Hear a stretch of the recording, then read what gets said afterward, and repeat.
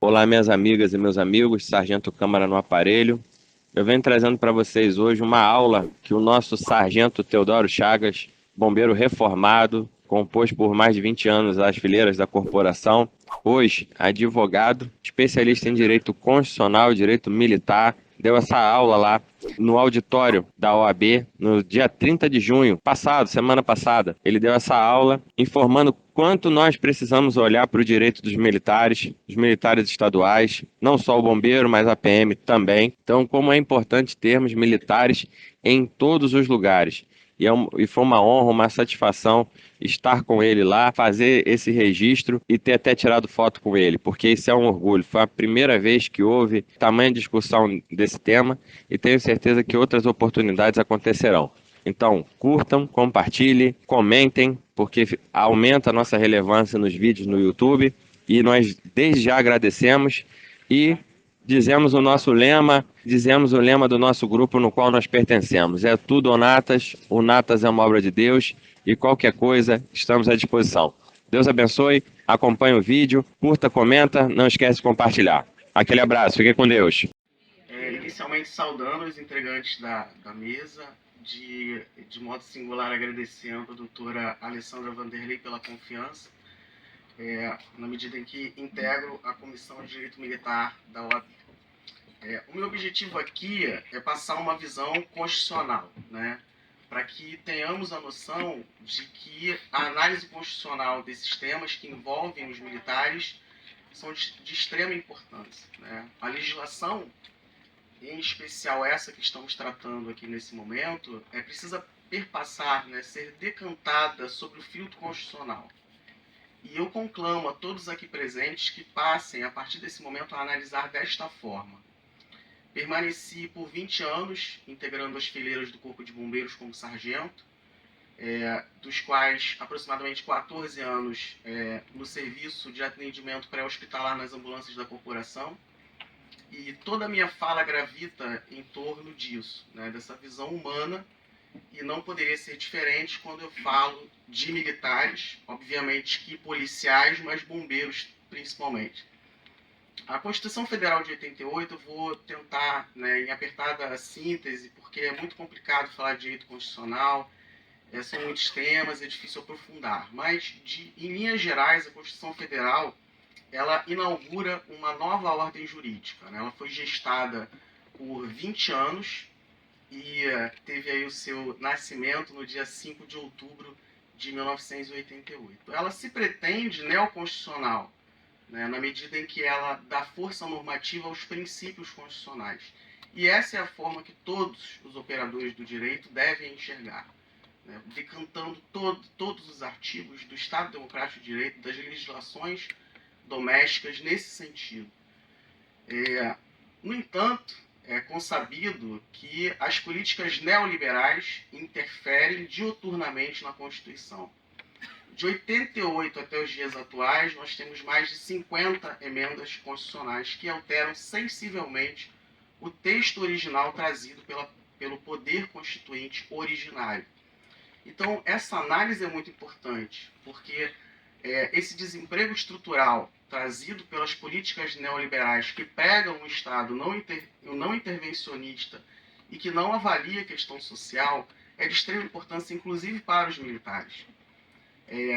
Após 20 anos, como eu falei aos senhores, em apenas 2 anos, ou seja, a partir da década de 90, a Constituição vem sendo atacada em 3 pontos diferentes, mas que tem ali uma análise sistemática de como minar esse texto constitucional que veio tentando promover no Estado brasileiro o estado de bem-estar social, ou seja, onde a sociedade poderia ter, por parte do Estado brasileiro, a implementação de políticas públicas que tinham o condão de diminuir as desigualdades sociais. E isso não ocorre, porque já na década de 90 nós temos ali um ataque sistemático, como eu havia dito anteriormente, em 3 bases distintas.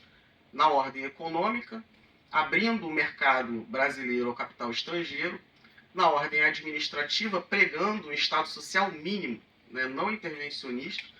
E em terceiro lugar, que é os reflexos que mais nos importam nesse momento dessa análise aqui, da ordem previdenciária, né, onde se prega uma previdência privada.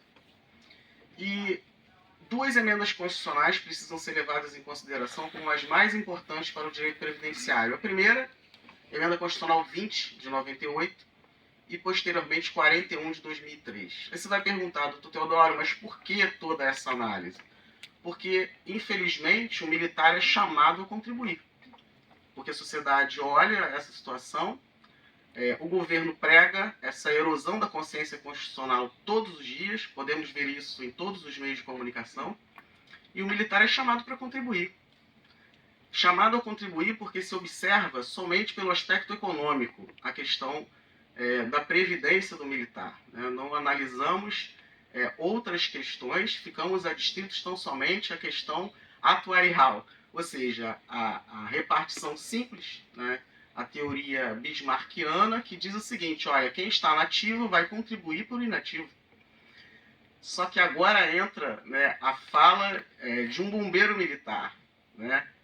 A sociedade fluminense, em especial, deposita na corporação um respeito e uma credibilidade sem precedentes. Né? Quando chamados a atuar, o Corpo de Bombeiros atende. A todos aqui. Né? Eu desafio alguém aqui que não sinta o coração estremecer quando passa um comboio do Corpo de Bombeiros. Esses homens e mulheres abnegados, né, na sua nobre missão em salvaguardar a população fluminense, também precisa ser protegido no momento em que ele vai para a inatividade. E a inatividade de um militar, tanto policial quanto bombeiro, a polícia militar também, né, porque todos aqui que moramos no Rio de Janeiro, muito provavelmente já vivenciamos uma situação em que bate aquela ideia, né? Caramba, se tivesse uma viatura da PM aqui agora, né? O próprio Estado, que negligencia políticas de segurança, coloca o policial militar numa situação de vulnerabilidade extrema, porque além de correr risco no exercício da sua missão, ele sofre os riscos de morar, muitas vezes, no mesmo extrato social do cidadão em conflito com a lei. Porque, sob uma análise constitucional, quem está em conflito com a lei não é o cidadão, é o Estado. Quando deixa de garantir políticas que evitem que o crime aconteça. Porque Nietzsche diz que o tornar-se carrega atrás de si o haver sido. Então, o crime que ocorre hoje foi gestado lá atrás. E isso não é analisado, infelizmente. Né? A população só enxerga o fim disso, que é a criminalidade. E é muito interessante observar essa questão previdenciária também perpassa por uma análise criminal. Porque onde se tem um Estado mínimo, existe um direito penal máximo. Porque como que eu vou conter, né, o extrato social mais simples da população para que ele não se insurja? Eu vou conter por meio do direito penal. E é muito interessante observar, e eu conclamo os senhores a essa reflexão, né, dessa noção econômica e penal, porque isso faz toda a diferença. Esse desemprego estrutural e essas condições abjetas, né, com que a pessoa presa é tratada, tem uma razão de ser. Né? Obviamente que eu vou sucatear as relações de trabalho para dizer, olha, se você se insurgir, é para lá que você vai. E aqui fora as pessoas pensam o seguinte: a condição do preso ela não pode ser melhor do que o trabalhador.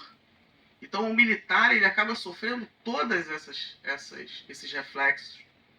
E o militar ele faz, né, um juramento, todos que integram, eu vejo aqui militares da aeronáutica, todo o meu respeito à aeronáutica também, porque vocês estão prontos para intervir se porventura forem acionados e permanecem por todo o tempo, né, se aperfeiçoando diariamente para que, se for necessário, possam garantir a soberania nacional. Agradeço muito a presença de todos vocês em especial. E é basicamente essa contribuição que eu tenho para trazer para vocês, sabe? Que vocês possam pensar, e todos aqui que tenham influência e possam, de alguma forma, ajudar. Porque a medida do advogado não é a lei. A medida do advogado é o direito. Eu ouvi isso aqui e isso passou a ser assim, algo muito importante para mim. Quando eu observo um texto normativo, eu, como hermeneuta, né, aquele que interpreta a legislação, penso o seguinte: olha, sou eu que preciso, como advogado, pavimentar uma estrada constitucional para que o Poder Judiciário possa atravessar os muros da caserna, né? Respeitosamente, mas os militares também estão sujeitos à Constituição Federal.